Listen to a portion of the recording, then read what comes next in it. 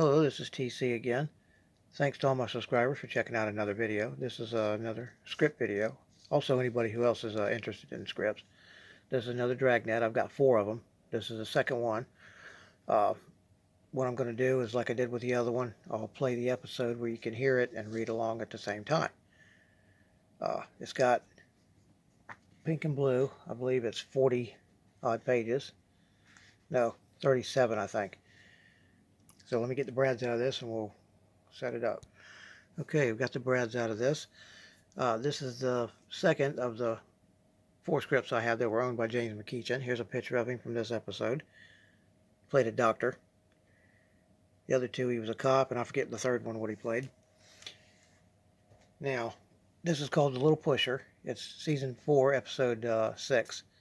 And here you can see Juvenile Division, LAPD number 250, Sergeant Gil Dominguez.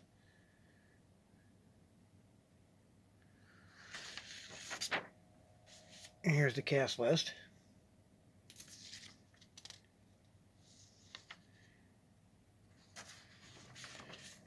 Okay.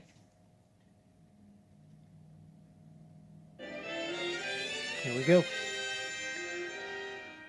This is the city, Los Angeles, California. More than 50,000 people fly in and out of here every day. Los Angeles International is one of the busiest airports in the country. Planes from all over the world touch down here daily, but airplanes didn't always look the same. Los Angeles played host to the first international air meet held in the United States. That was January of 1910. It was quite a display. In this small dirigible, the pilot had to walk to the tail to make it rise. A short 10 years later, Donald Douglas was finishing the Cloudster in back of a Santa Monica barber shop. This plane launched the aircraft industry in Los Angeles. Many of the large aerospace firms are direct descendants of the airplane building companies that took root here in the early 30s. Today, the aerospace industry is a major source of employment. Almost 300,000 men and women work in these plants. The industry, with its constantly changing technology, remains a magnet to those seeking worthwhile employment. Sometimes people seek employment outside the law. When they do, I try to stop them. I carry a badge.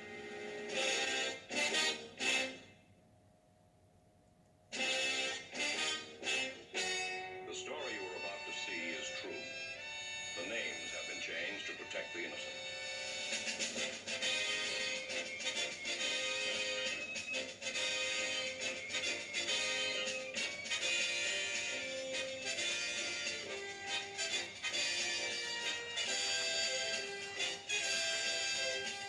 Now that intro, there was no page for that.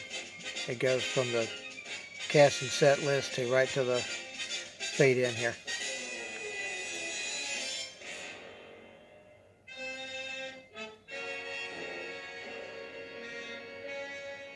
It was Monday, October 13th. It was warm in Los Angeles. We were working the day watch out of juvenile narcotics section. The boss is Captain Roger Gindon. My partner's Bill Gannon. My name's Friday. At 12:30 p.m., we arrived at Central Receiving Hospital. We had a 12-year-old boy that we'd found wandering across a busy Los Angeles freeway.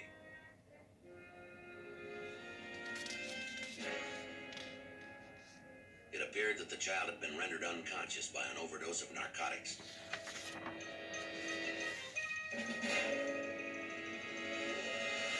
Here's one little correction. From second alt to barbs, it says. What's the word, Doc? He's asleep, but not permanently. We pumped his stomach, got his blood pressure stabilized, and respiration is good. Barring the unexpected, he'll make it. What'd the boy drop? Barbs? I'll have to wait for a lab report, but the reactions are all there. I'd say barbs were a good bet. Figures. Any possibility of brain damage? With an overdose of sedatives, there's always a possibility. In this case, though, I think we got him in time. When can we see him, Doc? In about 24 hours, he might be able to tell you his name. Or do you know it? Yes, sir. When we picked him up, he was dazed, but he was still rational. His name's Kenneth Shore, age 12. 12 years old. From diapers to drugs. What's next? Prenatal goofballs? We located the parents. They're on the way down. Glad to hear it. Let me know when they arrive. Ought to be here any minute. Good. I want to have a talk with them. So do we.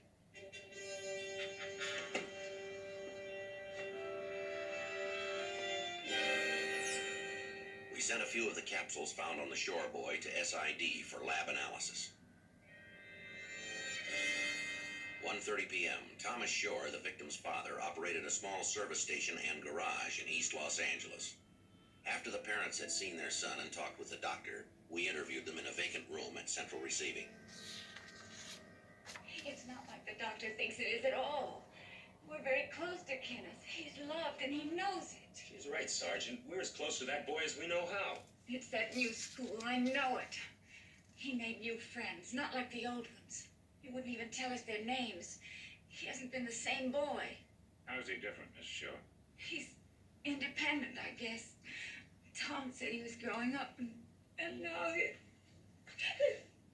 Everything will be all right, dear. Believe me. I'm sorry. I just can't help it. Who in his right mind would give drugs like that to a 12-year-old boy? A lot of people, Mr. Shore. Criminals, thieves, addicts, sometimes a parent or an older brother. Sure, and when you catch him, what happens? A bunch of overage and grade judges turn him loose because you don't kiss him before you run him in. A nice slap on the wrist and they're back out on the streets. Never mind the kids' rights. The rights belong to the crumbs. Don't get angry. I know it's painful for you, but there's something you both should see. Now, when we picked your boy up on the freeway, this is what he had in his pockets. Those capsules. Is that what Kenneth... Yes, ma'am, we think so. It's second all. Our lab is running a test now. The doctor said you found some marijuana in Kenny's pocket. Is that it? That cigarette butt? Yes, sir. Dear God in heaven. Went the route, didn't he? Looks that way, doesn't it? I don't understand. The doctor said Seconal was a depressant, a sleeping pill. Kenny's always such a goer. Why would he take sleeping pills? Seconal acts like sleeping pills. If you take it, then lie down and relax. If you don't, if you stay on your feet. Seconal can affect a person like alcohol does. There's a feeling of exhilaration. That's what the kids are looking for. Only Ken probably got impatient. What do you mean? Well, a kid pops a couple of pills and nothing happens, so he swallows a couple more. 10 or 15 minutes later, he feels a little buzz. Suddenly, he's a real big man, like the guy who's had a few drinks. He feels brave. Things begin to groove. So he pops a couple more. Before he knows it, he's taken too much. He passes out. Now, unless he gets medical attention immediately, he rarely regains consciousness. Ken got lucky. What's that paper? It's from his school. It's an examination paper. Kenny's? Yes, ma'am. It's marked 100%.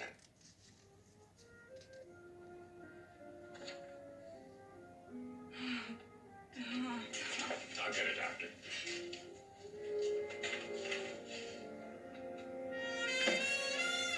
This part they didn't. 2:30 Not p.m. on there. While a doctor administered to Mrs. Shore, I called the SID lab and talked with a technician, Don Hale.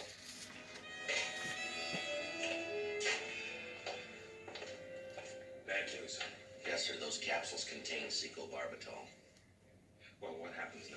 As soon as your boy recovers, we'll want to get together with the three of you for counseling. You know, kids are sharp. As a rule, when they know the truth about something, they'll generally make the right decision. Sometimes that even works with adults. When you're ready to try, let me know. How's your wife, Mr. Shore? She feel any better? Yeah. She's madder than a wet hen, though. That's so. Mad at who? The doctor. He tried to give her a sedative.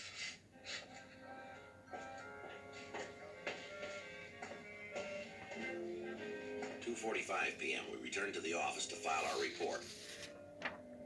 I called the Harrison Junior High School, where Kenneth Shore was a student, and I talked with the boy's vice principal, Mr. Lee Daniels. He asked us to meet him in his office.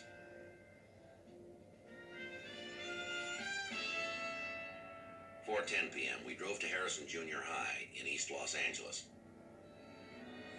Which one of my boys has been blowing pot? What makes you think it's pot, Mr. Daniels? Pills, then, and I'm not the least bit psychic. It just happens that I work in a junior high school. It's Kenneth Shore, Mr. Daniels. Kenneth Shore? Well, Ken was absent today. I called his home this afternoon, but couldn't raise anyone. What's he been up to? The boy's in Central Receiving Hospital from an overdose of Seconal. His condition is critical. Oh, no. Ken?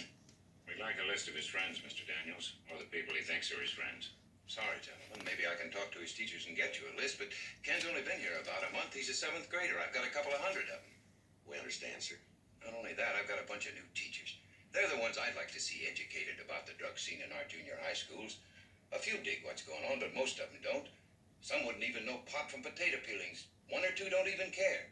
It's the same with the pills. The majority wouldn't know a goofball from a cantaloupe. I need someone to teach my teachers. Any volunteers? Yes, sir, our entire staff. Beg your pardon? Narcotics Division, our teacher's awareness program for drug abuse on campus. Yours for the asking, complete with lecture slides, practical demonstrations. We're ready to help, Mr. Daniels, anytime. Anytime? Yes, sir, anytime. I've got a teacher's meeting at 7:30 this evening. Can you be there? Yes, sir. We'll be there.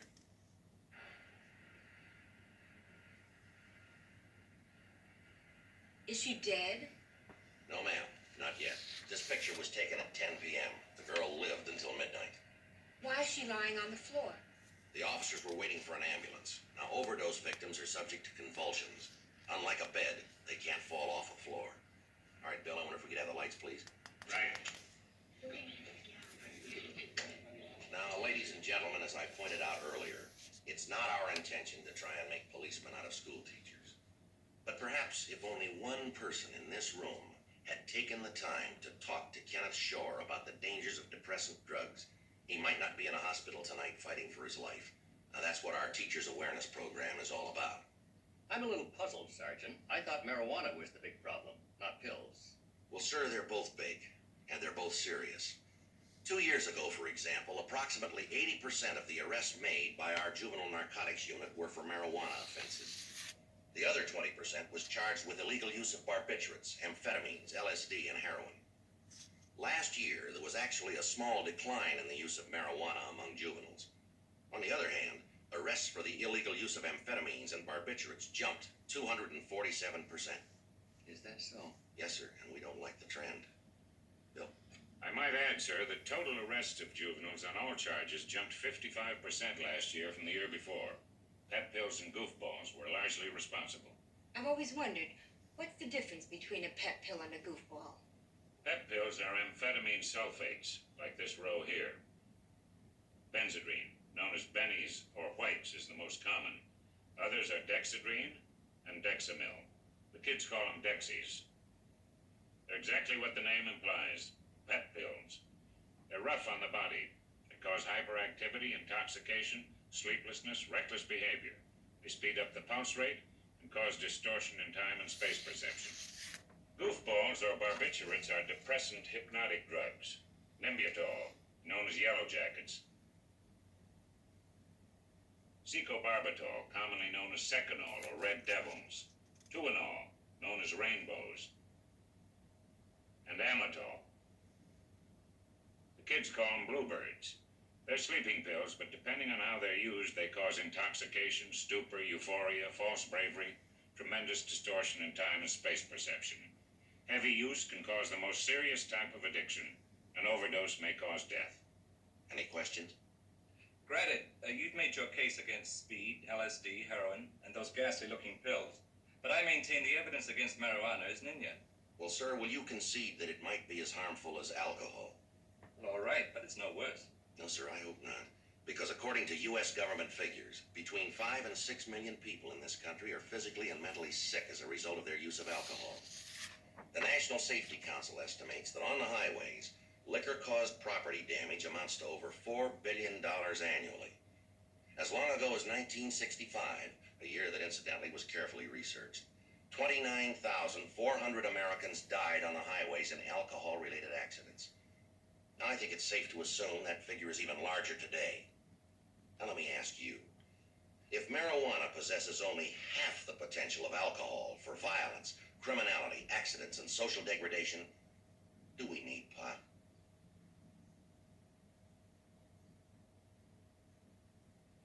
Any other observations you'd like to make, Professor? I strike my colors. You promised us a demonstration, gentlemen. I want everyone here to know exactly how marijuana smells. Yes, sir. Bill, do you want to take over? Marijuana, scientific name Cannabis sativa. It's a member of the hemp family. Grows as a shrub-like plant that may attain a height of 20 feet. This, incidentally, is not the real thing. This is a demonstration kit prepared and distributed by a nationally known drug firm. Maybe you'd like to pass this around. Now, as you can see there, the marijuana leaf always contains an odd number of divisions, or leaflets, from 5 to 13. The real leaf is sticky to the touch. The sticky substance is cannabinol, which is the actual narcotic resin in the plant. The other item in the demonstration kit is an ersatz marijuana pellet. Now we'll place it here in the ashtray. Set the pellet on fire. Burning pot has a distinctive odor. Some people have described it as sweet or sickly. Would you all like to step forward? Now, some say the odor is similar to burning rope, alfalfa, or weeds. Smells terrible. Yes, ma'am. This is what marijuana smells like. I can guarantee it. I should have spoken to you about it, but I wasn't sure. What's the matter, Mrs. Rogers? I smelled it before, just this morning, Where? in the girls' restroom.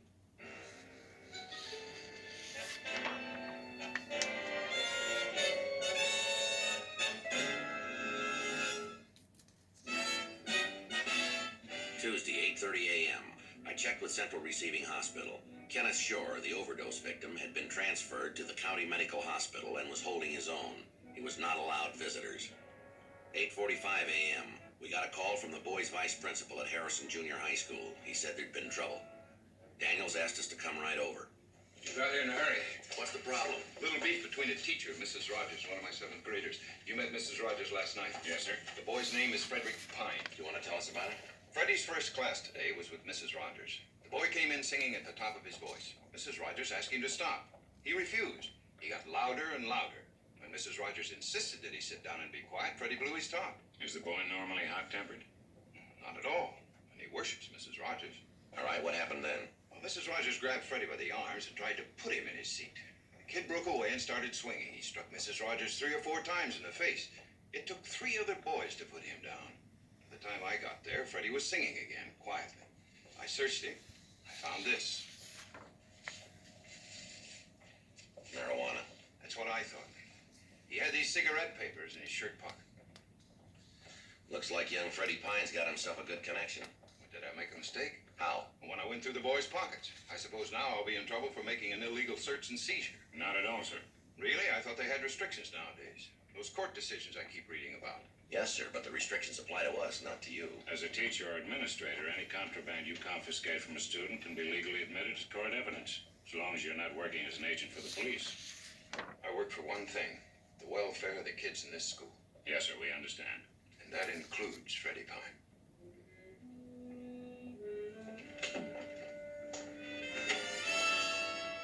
"9:30 a.m. Frederick Pine readily admitted having smoked marijuana on the way to school that morning. He announced proudly that he'd rolled the joint himself. The boy's parents, Dr. and Mrs. Frederick Pine, arrived at the school. Dr. Pine, an East Los Angeles dentist, took over the interrogation. Now you hear me, son, and you hear me good. Where'd you get the stuff? Who gave you the grass? Ain't nobody gives you grass. All right, who sold it to you? Now answer me, I'm tired of fooling with you. I've had it. Oh, you've had it like you wouldn't believe. Okay. Okay, what? Okay, I'm copping out. Good, we're waiting to hear you. Tim sold it to me. Who's Tim? He's a big guy in the 9th grade. Don't ask me his last name. Why not? I forgot it, that's why. Tim Freeman, is that who you mean? Yes, sir. Freeman, that's it. All right, now think now, Freddie. Did Tim ever offer to sell you any pills? Sure, I couldn't afford them. Did Kenneth Shore buy some? Why are you asking me that? Never mind asking why, just answer the question. Do I have to? Come on, how about it, pal? Did Ken ever buy pills from Tim Freeman? Sure. He bought a whole slew of them. 10:55 a.m. We asked Dr. and Mrs. Pine to wait with their son in the registrar's office while Mr. Daniels, Bill, and I went to find Timothy Freeman. The Freeman boy had a history class scheduled at 11 a.m. He was taken into custody outside the classroom. 11:15 a.m. Bill and I interviewed Timothy Freeman in the boys' vice principal's office. We advised him of his rights and asked him to empty everything out of his pockets onto the desk. Come on, boy, give. You shook me down once and I didn't have no gun. Now what do you want? Give. My old man will kill me. This what you're looking for? Reds, whites, and rainbows. All right, Tim, where'd you get him? I told you. Your father? You figure it out. Where does your father get him? What's his connection? I don't know.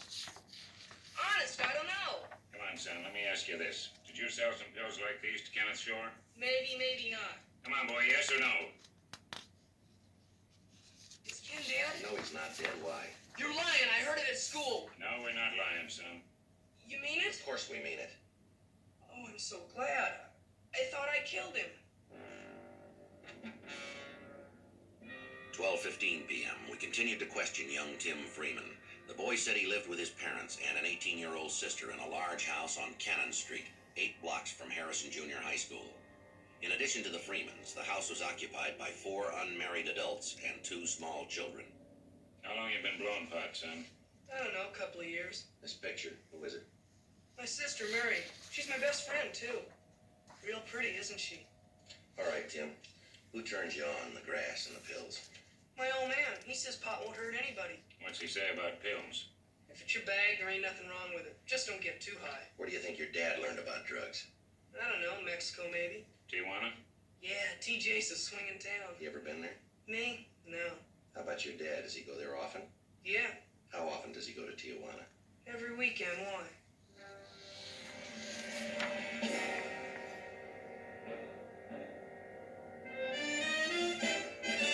We took the 2 boys to Georgia Street Juvenile and booked them on Section 602 WIC. Frederick Pine was released to the custody of his parents. Timothy Freeman was detained in Juvenile Hall. 6 p.m. We obtained a search warrant, plus warrants for the arrests of all adults living at 1712 East Cannon Street, the Freeman residence.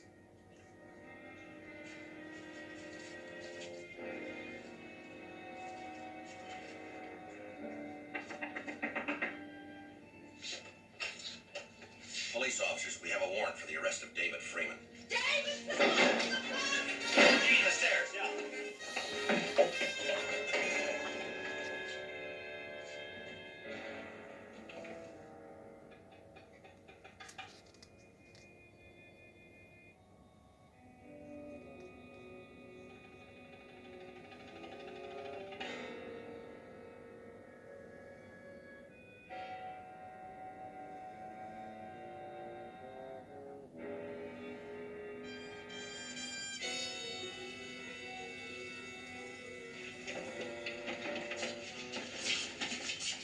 Four of them heading for the timber. Pigs, you're all pigs. You'll be sorry for this. What are you doing to my kids? I love my kids.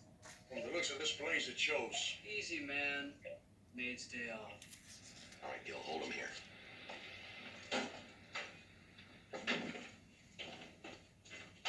Green, $3.21. You call for transportation? Stick around, we may have a crowd for you. We already got one green in the kitchen. Right.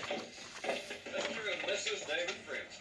You give them their rights? Yeah, I found them at the top of the stairs trying to flush 2 kilos of grass down the toilet. Anybody else up there? I'll check. There's about a dozen rooms. This is an outrage. I run a respectable boarding house. That's so. Where's your license? I'll get it first thing tomorrow. Now get out of here, all of you. Not a chance, Freeman. Is that what this is all about? A lousy license? You got a daughter. Where Never is she? mind our daughter. What's all this fuss about a crummy license? Joe. Yeah, we'll need the coroner.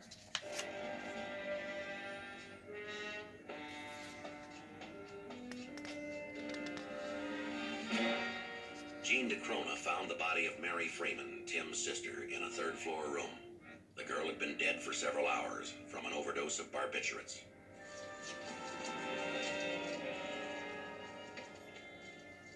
I told her 100 times, be careful, baby. Don't get too high. She just wouldn't listen to me. Oh, she listened to you, Freeman. She did. That was her trouble.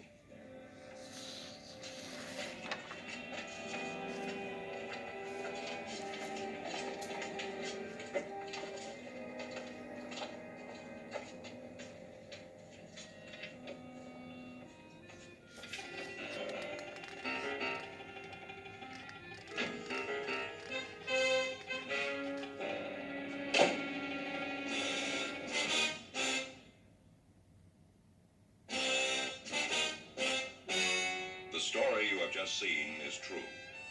The names were changed to protect the innocent. On November 26th, trial was held in Department 184, Superior Court of the State of California for the County of Los Angeles. In a moment, the results of that trial.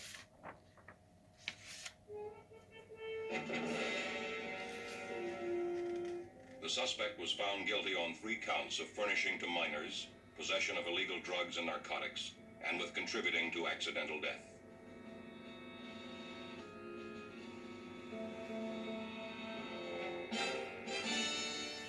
The suspect was found guilty of possession of marijuana and with contributing to accidental death.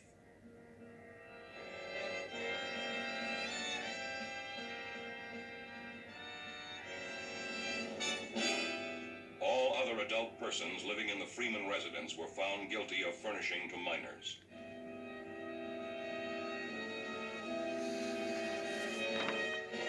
Timothy Freeman was placed on probation for a period of 1 year. He, along with the 2 illegitimate children found living in the Freeman residence, were made wards of the court and placed in foster homes.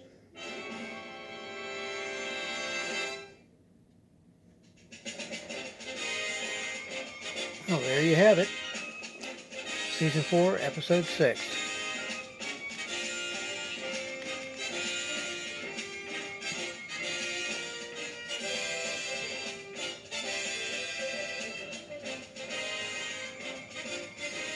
Hope y'all enjoyed that, and I got 2 more to do, so stay tuned.